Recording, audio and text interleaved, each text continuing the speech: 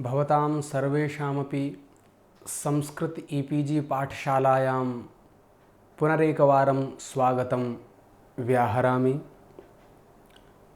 अहं यदुवीरस्वरूपशास्त्री राष्ट्रीयसंस्कृतसंस्थानस्य लखनऊ परिसरे व्याकरणविभागे अध्यापकोऽस्मि।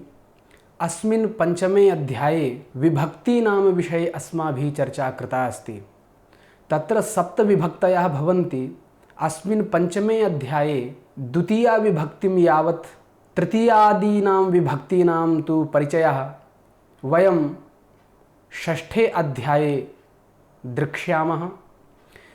किञ्च अस्मिन् पञ्चमे अध्याये किं नाम कारकत्वं, यतोहि कारकेभ्यः एव विभक्तयः उत्पद्यन्ते, अतः कारकस्य ज्ञानं नितान्तम् अपेक्षितमस्ति।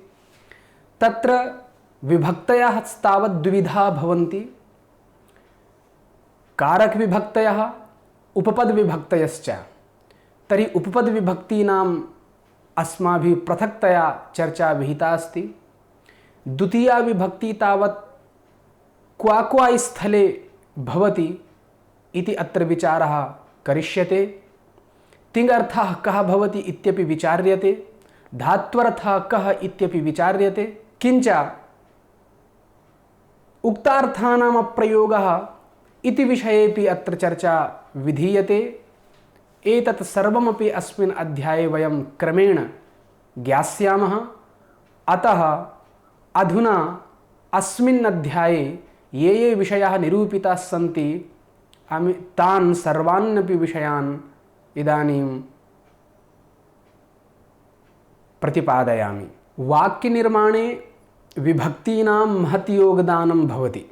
अतः कुत्र का विभक्ति जायते इति विचार्यते। विभक्तिस्तावत् कारकेभ्यः उत्पद्यते, अतः कस्मिन् कारके का विभक्तिः जायते एतदर्थं कारकस्य ज्ञानं नितान्तम् अपेक्षते। अतः आदौ कारकविषये किञ्चित् ज्ञास्यामः। तत्र इयं जिज्ञासा जायते यत् किं नाम कारकं। तर्हि उच्यते क्रियाजनकत्वं कारकत्वं। यतः कारके इत्यधिकारात् करोति क्रियां निर्वर्तयति इति कथनात् क्रियायाः जनकता यत्र भवति तत् कारकम् उच्यते। अत्र जनकता च कारणता रूपा। तावत् क्रियानिष्ठजन्यता निरूपित जनकतावत्वम् अर्थात् क्रियानिष्ठजन्यता निरूपित जनकतावत्वं कारकत्वम् इति कारकस्य लक्षणं फलितं भवति। तच्च साक्षात् परम्परया वा कारकाणि च षड् भवन्ति। कर्ता कर्मकरणं संप्रदानं तथैव च अपादानाधिकरणम् इत्याहुः कारकाणि षट्। इदानीं प्रत्येकं कारकस्य कथं क्रियाजनकत्वम् इत्युदाहरणमुखेन वयं क्रमेण पश्यामः। तत्र आदौ कर्तृकारकम्। कर्तृकारकम् इत्यस्य कृते नॉमिनेटिव इति आङ्ग्लभाषायां पदं प्रयुज्यते। देवदत्तः गच्छति इति एकं वाक्यम् इत्यस्मिन् उदाहरणे देवदत्तः गमनक्रियां जनयति, अतः देवदत्तः इति अत्र कर्तृकारकं भवति। कर्मकारकं यथा ईश्वरं नमति, अस्मिन् उदाहरणे ईश्वरः नमनक्रियां जनयति, तस्मात् कर्मकारकं भवति। करणकारकं बाणेन हन्ति, अत्रोदाहरणे बाणः हननक्रियां जनयति, अतः बाणः करणकारकं भवति। संप्रदानकारकं विप्राय गां ददाति इत्यस्मिन् उदाहरणे विप्रः दानक्रियां जनयति, अतः विप्रः संप्रदानकारकं भवति। अपादानकारकं अश्वात् पतति, अत्रोदाहरणे अश्वः पतनक्रियां जनयति, अतः अश्वाः अपादानकारकं भवति। एवञ्च अधिकरणकारकम् अर्थात् लोकेटिव इति आङ्ग्लभाषायां पदमस्ति। कटे आस्ते, अत्र उदाहरणं कटः आसनक्रियां जनयति, अतः कटः इत्यधिकरणकारकं भवति। एवं रीत्या सर्वत्रापि क्रियाजनकत्वं वर्तते इति कृत्वा एतेषां सर्वेषामपि कारकत्वम् इति व्यवहारो भवति। एषु उदाहरणेषु कर्तृकारकं विहाय इतराणि सर्वाण्यपि कारकाणि क्रियां न साक्षात् जनयन्ति, किन्तु परम्परया एव इत्यपि अस्माभिः ज्ञेयम्। कर्तृकारकं तु साक्षात् क्रियां जनयति इति विशेषः।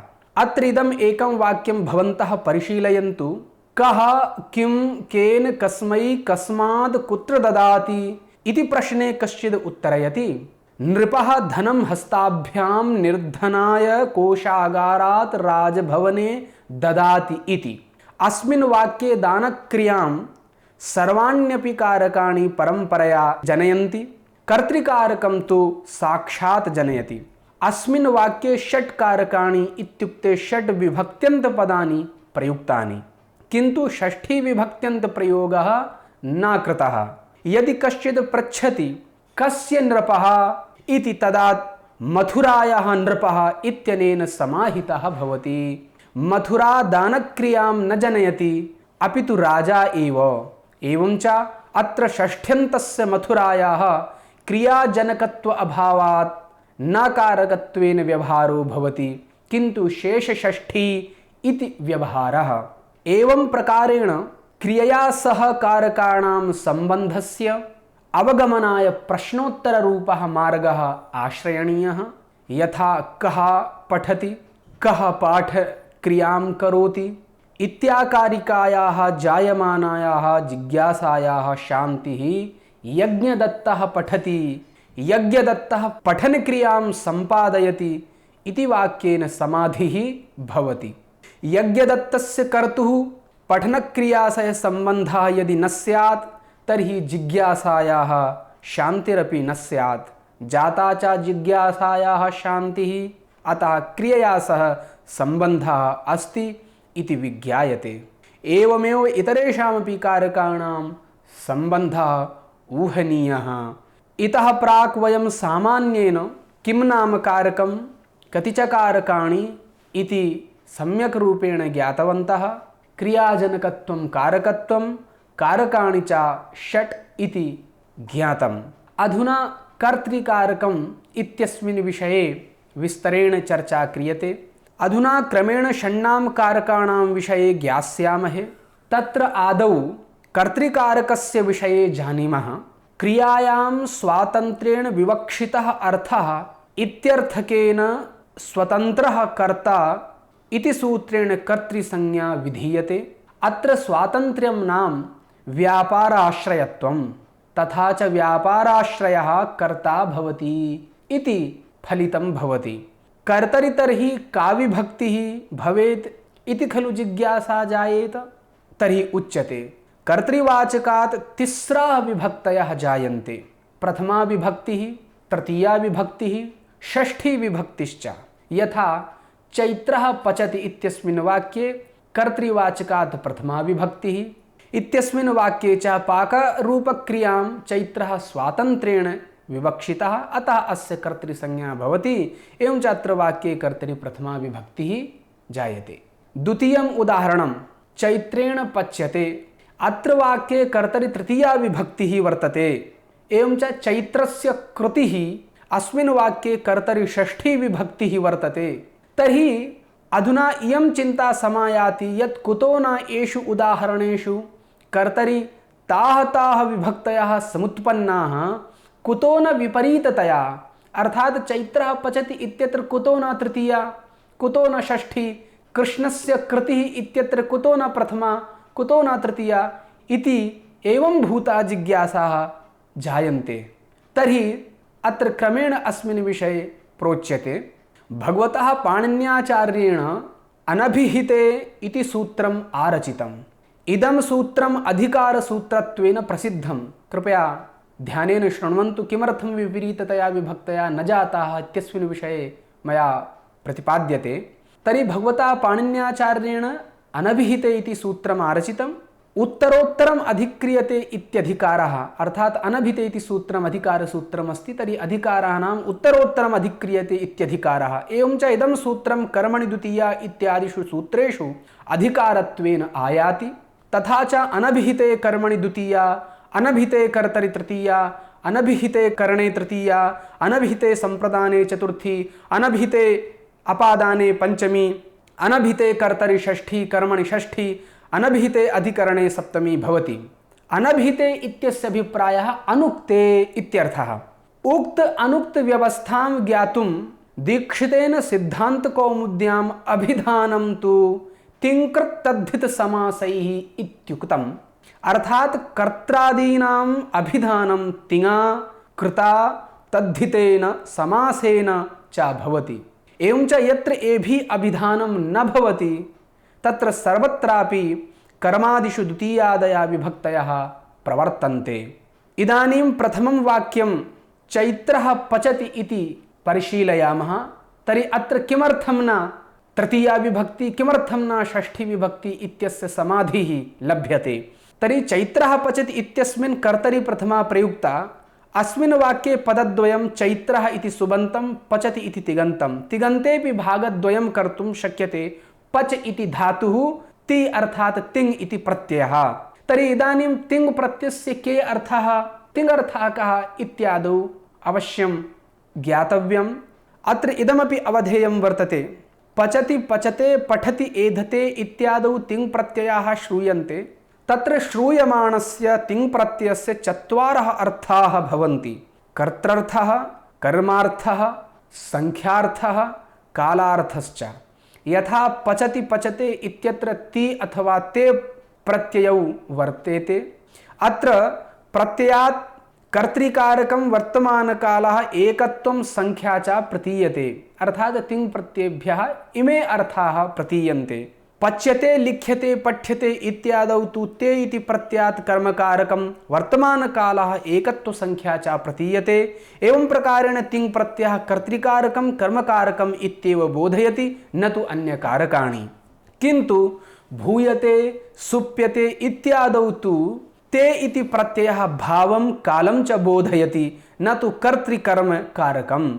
एवं च तिङ् प्रत्ययस्य त्रिधा अर्थाः फलिताः भवन्ति। एतस्मादेव कारणात् त्रिधा प्रयोगाः भवन्ति। कर्तरि प्रयोगः, कर्मणि प्रयोगः, भावे प्रयोगश्चेति। तर्हि तिङर्थः अस्माभिः ज्ञातः। धात्वर्थः कः इत्यपि अस्मिन् सन्दर्भे ज्ञानीयम्। अस्मिन् प्रसङ्गे एतद् अपि ज्ञातव्यम् अस्माकं वर्तते यत् पचति इत्यादौ तिङन्ति स्थले पच धातुः प्रकृतिः तिङ् प्रत्ययश्च वर्तते। पक्वान्, पचन, पचमानः इत्यादि कृदन्ति स्थलेपि पच धातुः इति प्रकृतिः। अक्तवतु, शत्रिसानचः इति कृत्यप्रत्ययाः। एवं च धातुभ्यः प्रत्ययद्वयं जायते, तिङ् प्रत्ययः, कृत् प्रत्ययश्चेति। धातुः इत्युक्ते कमर्थं बोधयति, अर्थात् धात्वर्थः कः तर्हि उच्यते फलव्यापारवाचकः धातुः भवति। अर्थात् धातुः फलं व्यापारं च बोधयति। यथा पचति इत्यत्र पच धातुः वर्तते। असौ पच धातुः विक्लित्तिरूपं फलं, विक्लित्तिः नाम मृदुविषित्वं, तण्डुलादौ विकारविशेषः इति भावः। तर्हि पच धातुः विक्लित्तिरूपं फलं तदनुकूलव्यापारं च बोधयति। यथा पच धात्वर्थः विक्लित्त्यनुकूलव्यापारः इति। यथा हन्ति इति हन धातुः प्राणवियोगरूपं फलं तदनुकूलव्यापारं च बोधयति। तस्मात् हन धात्वर्थः प्राणवियोगानुकूलव्यापारः इति भवति।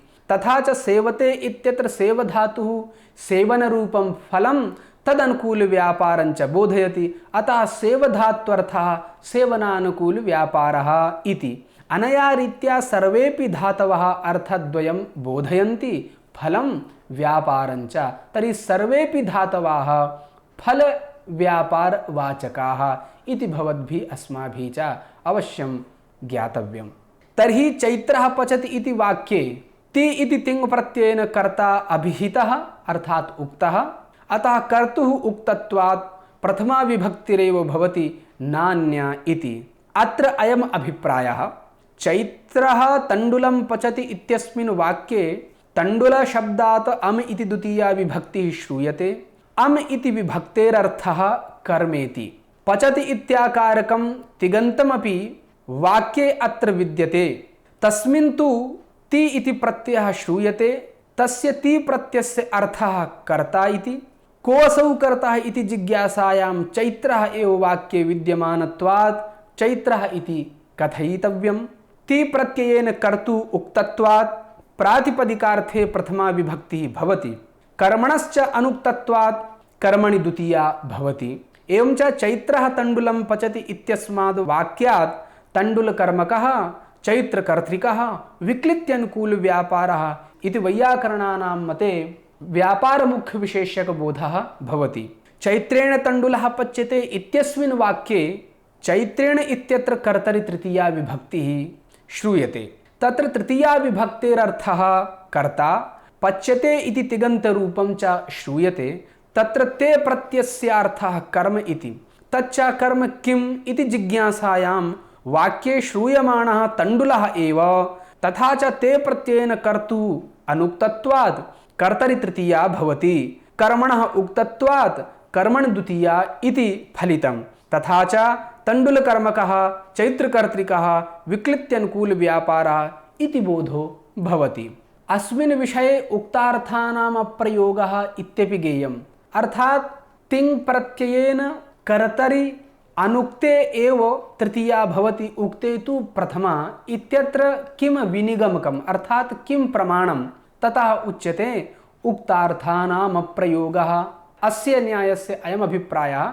व्याकरणशास्त्रे उक्तार्थानाम् अप्रयोगः इति न्यायः प्रसिद्धः। तस्यार्थः एकेन शब्देन अर्थः उक्तश्चेत् तस्यैव अर्थस्य बोधनाय न द्वितीयस्य शब्दस्य प्रयोगो भवति।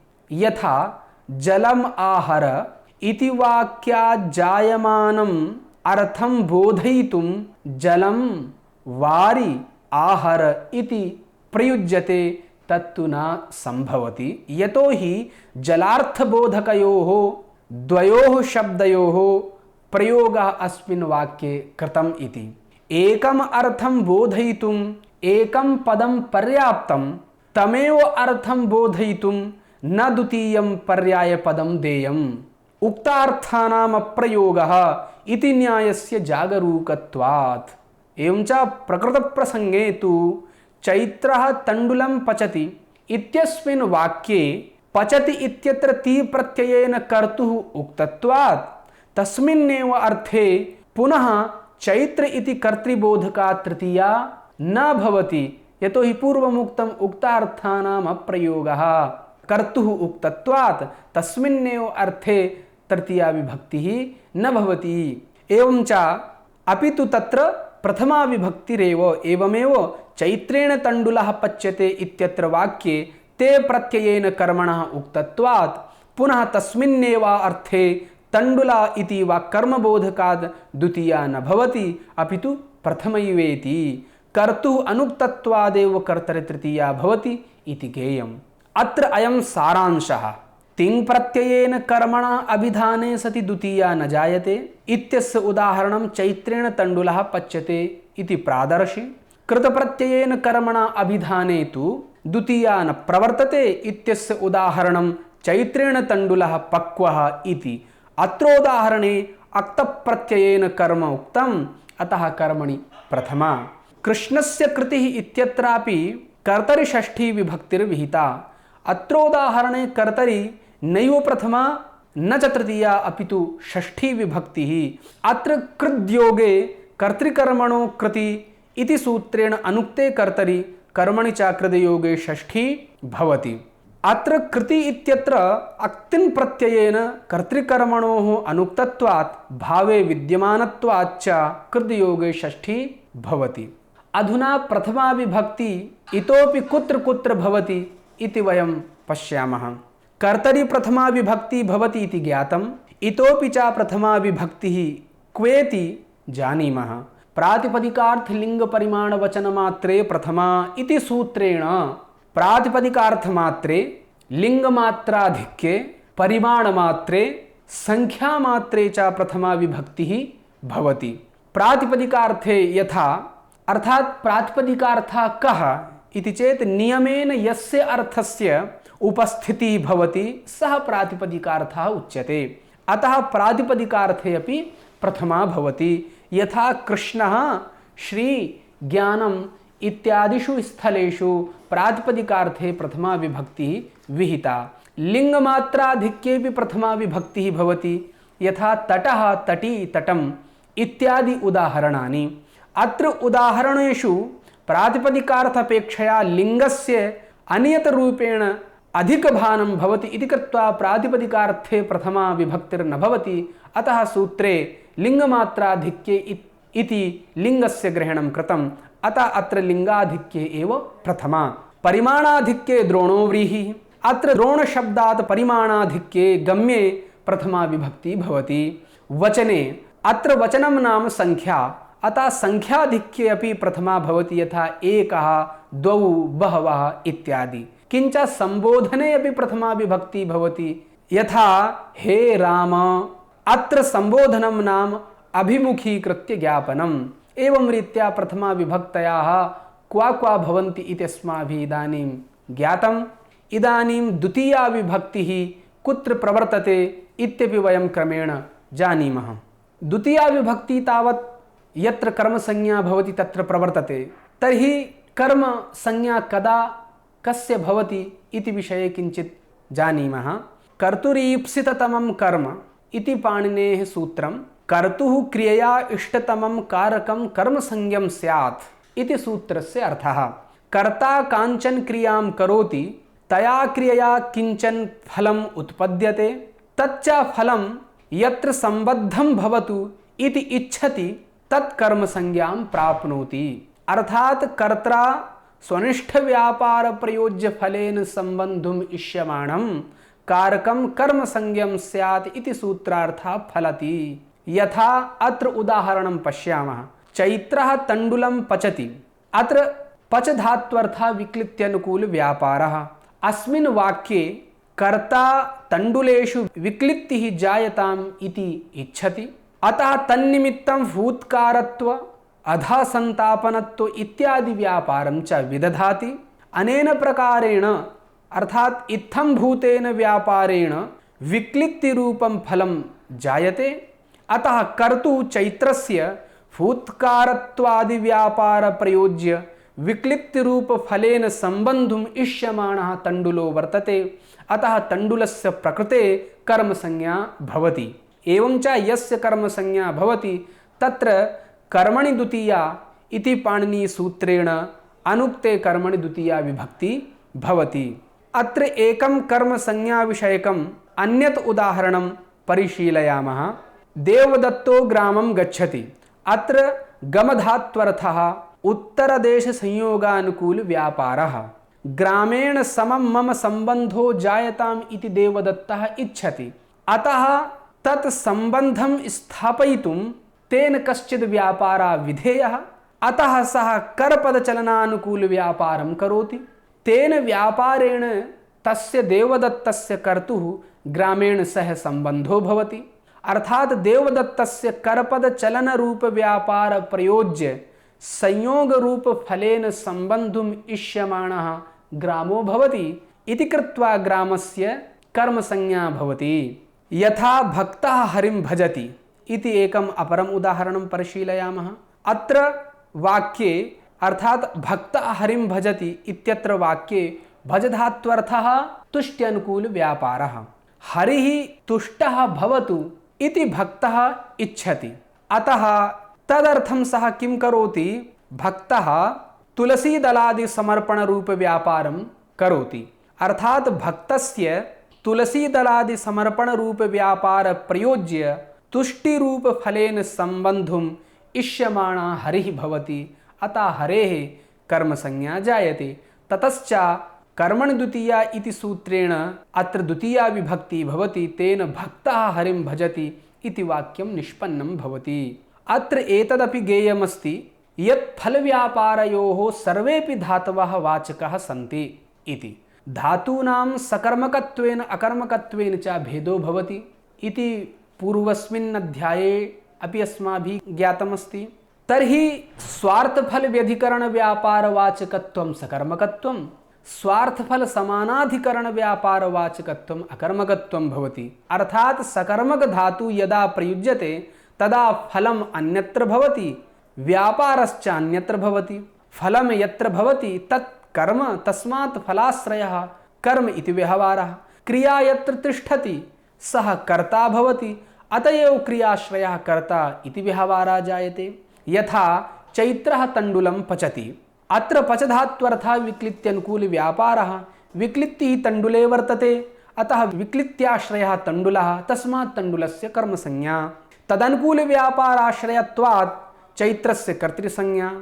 अकर्मक धातु यदा प्रयुज्यते तदा फलं व्यापारश्च एकस्मिन्नेव कर्तरि तिष्ठति, यथा बालिका लज्जते। अत्र लज्ज धात्वर्थः लज्जानुकूल व्यापारः।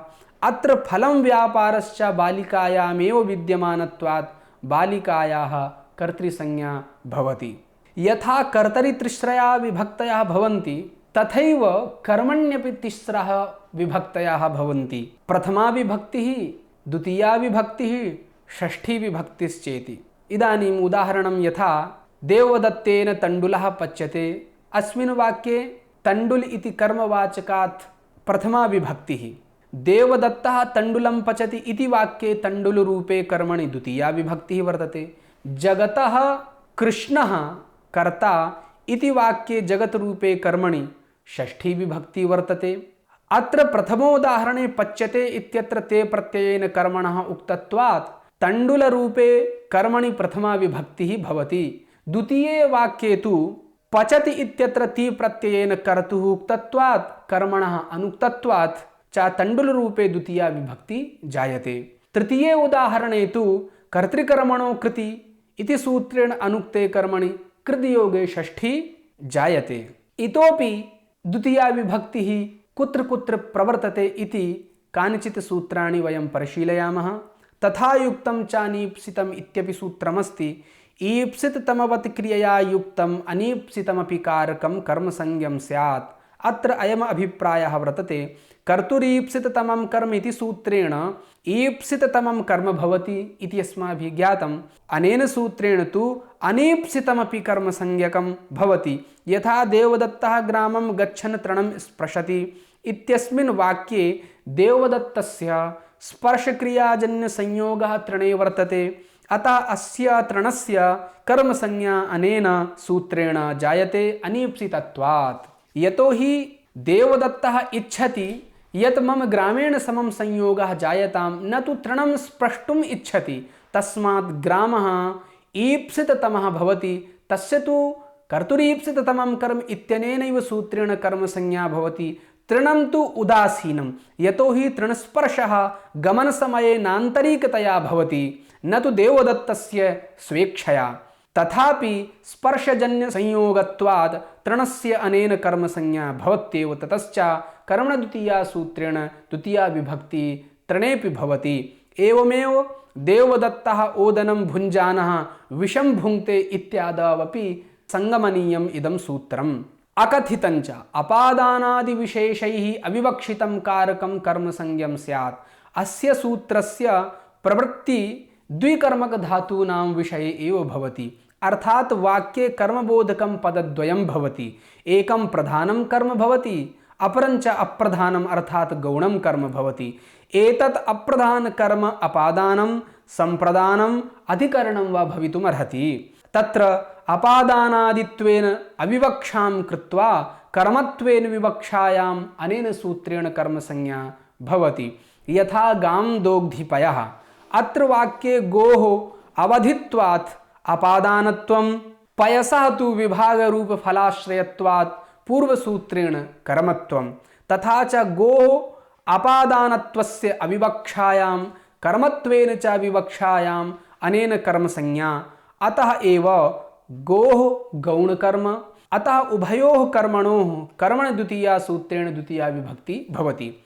एवमेव बलिं याचते वसुधाम् इति वाक्ये बले अवधित्वात् अपादानत्वं, तस्य अविवक्षित्वा कर्मत्वेन विवक्षा भवति। ततश्च द्वितीया विभक्ति जायते। एवमेव शिष्यं धर्मं ब्रूते इत्यत्रापि संप्रदानस्य अविवक्षायां कर्मणः विवक्षा क्रियते। तस्मात् अत्रापि द्वितीया विभक्ति जायते। एवमेव अजां ग्रामं नयति, माणवकं पन्थानं पृच्छति, वृक्षम् अवचिनोति फलानि इत्यादिषु अपि गेयं।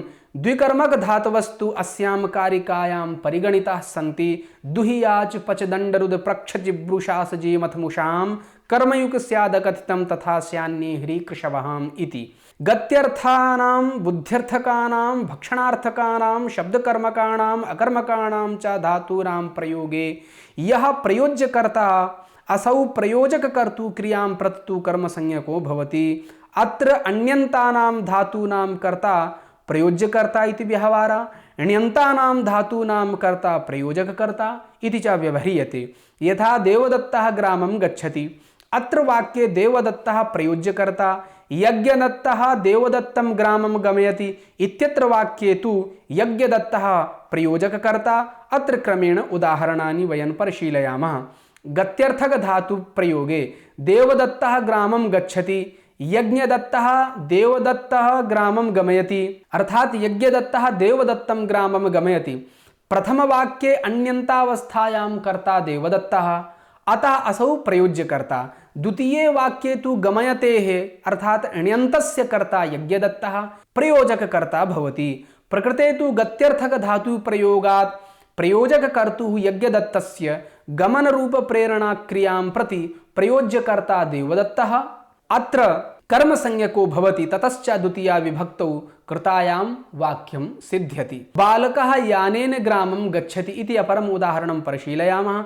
अत्र गमधात्वर्थः उत्तरदेशसंयोगानुकूल व्यापारः, तद् व्यापाररूप आश्रयत्वात् बालकस्य कर्तृसंज्ञा जायते, तद् व्यापारजन्यं फलं संयोगः भवति, संयोगश्च ग्रामः, अतः ग्रामस्य कर्मसंज्ञा भवति।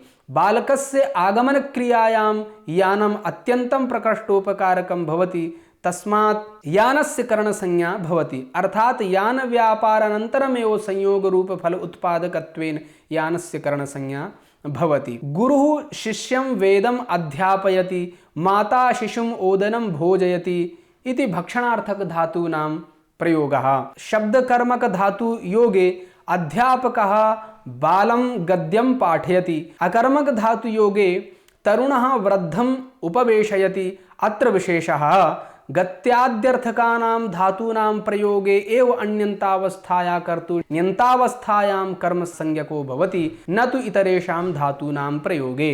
यथा स्वामी पाचकेन ओदनं पाचयति, अत्र प्रयोज्यकर्तुः न कर्मसंज्ञा अपितु कर्तृसंज्ञायां तृतीया विभक्ति एव पच धातु प्रयोगत्वात्। इदानीम् उपपद विभक्ति विषये किंचित चर्चां कुर्मः। उक्का नाम उपपद विभक्ति अर्थात द्वितीया विभक्ति उपपदत्वेन अस्माभिः अत्र निरूप्यते। पदम निमित्तीकृत्य जायमाना विभक्तिः उपपद विभक्तिः, क्रियां निमित्तीकृत्य जायमाना विभक्तिः कारक विभक्तिः भवति। तर्हि इदानीम् उपपद विभक्तयः कुत्र इति परिशीलयामः। कालाध्वनोरत्यन्त संयोग इति सूत्रं वर्तते। कालस्य अध्वनश्च गुणेन क्रियया द्रव्येण च निरंतर संयोगे गम्ये कालवाचकात् अध्वनवाचकाच्च द्वितीया विभक्ति भवति। यथा मासम अधीते, मासम गुडधाना, क्रोशम कुटिला नदी इत्यादीनि उदाहरणानि। एवमेव अंतरायोगे अंतरेण योगे च द्वितीया विभक्ति भवति। अंतरा अंतरेण युक्ते द्वितीया इति अत्र सूत्रं। त्वां माम अंतरा हरिः अंतरेण हरिं न सुखम इत्यादि उदाहरणम्। एवमेव उभयतः सर्वतः धिक् उपर्युपरि अध्यदि अधोधा इत्येतयोगे द्वितीया विभक्ति भवति। अत्र क्रमेण उदाहरणानि। कृष्णम् उभयतः गोपिकाः सन्ति, विद्यालयं सर्वतः वृक्षाः सन्ति, धिङ् मूर्खम् उपर्युपरि लोकं हरिः अधोधा भूमिं जलमस्ति। अभितः परितः समया निकषाः प्रति एभिर्योगे अपि द्वितीया विभक्ति भवति। यथा कृष्णम् अभिता गोपिका सन्ति, विद्यालयं परिता वृक्षाः सन्ति, ग्रामं समया औषधालयः अस्ति, विद्यालयस्य निकषा क्रीडाङ्गणमस्ति, हा कृष्ण भक्तं गृहं गृहं प्रति संस्कृतम् इत्यादीनि उदाहरणानि उपपद विभक्तेः भवन्ति। एवं च वयम् अस्मिन् अध्याये द्वितीया विभक्ति कुत्र कुत्र प्रवर्तते इति ज्ञातं। ततश्च उपपद विभक्तयः कुत्र कुत्र भवन्ति इत्यपि ज्ञातं। प्रयोज्यकर्ता प्रयोजककर्ता का भवति इत्यपि ज्ञातम्। अपि च आरंभे किं नाम कारकत्वम् इत्यपि ज्ञातं। तिङर्थः कः इत्यपि अस्माभिः ज्ञातम्। अर्थात क्रमेण एते सर्वेपि विषयाः वयं ज्ञातवन्तः। इतः परम् अग्रिमे अध्याये तृतीया विभक्ति विषये चर्चा विधास्यते।